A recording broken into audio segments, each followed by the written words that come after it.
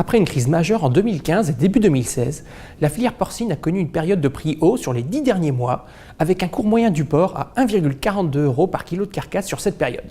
Cette bonne tenue des marchés s'expliquait principalement par des importations chinoises de viande de porc en très forte progression.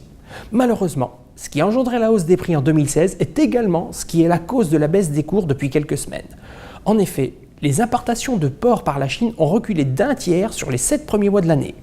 En l'espace d'un mois et demi, le prix du porc a perdu 20 centimes pour s'établir à 1,28 € par kilo de carcasse au 25 septembre. Si le ralentissement des exportations européennes est la principale cause de la morosité sur le marché du porc, le climat humide et gris de la fin de l'été n'a pas non plus stimulé la consommation de porc. On constate d'ailleurs que les achats des ménages relevés par le panel Kantar font état d'une chute de la consommation de viande de porc fraîche de 13% entre l'été 2016 et 2017. Le ralentissement du marché chinois semble s'amplifier sur les derniers mois et devrait donc continuer à entraîner le prix du porc à la baisse pour les semaines à venir. En outre, les États-Unis restent agressifs sur le marché mondial et sont nos principaux concurrents pour l'export vers les destinations asiatiques.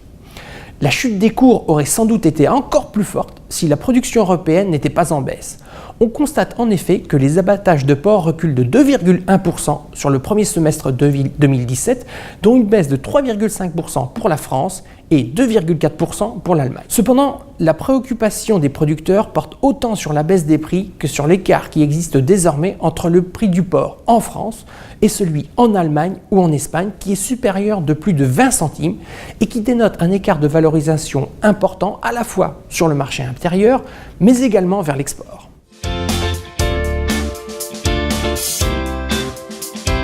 La situation des trésoreries d'exploitation est saine aujourd'hui. Le niveau de prix couvre encore en moyenne les coûts de production et les éleveurs avaient pu reconstituer les trésoreries au cours de la période favorable sur les 18 derniers mois.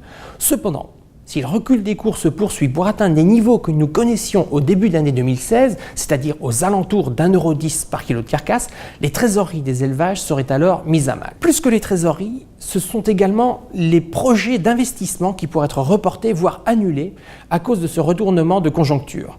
Lors du SPACE, les acteurs de la filière porcine ont appelé les éleveurs à profiter des bonnes conditions de marché pour investir dans les bâtiments d'élevage qui, en France, sont âgés en moyenne de plus de 20 ans. Cela permettrait de gagner en productivité grâce à de meilleures performances techniques et ainsi de ne pas se faire distancer par nos voisins et concurrents européens. Cependant, ce revirement récent des marchés pourrait remettre en cause les projets des agriculteurs.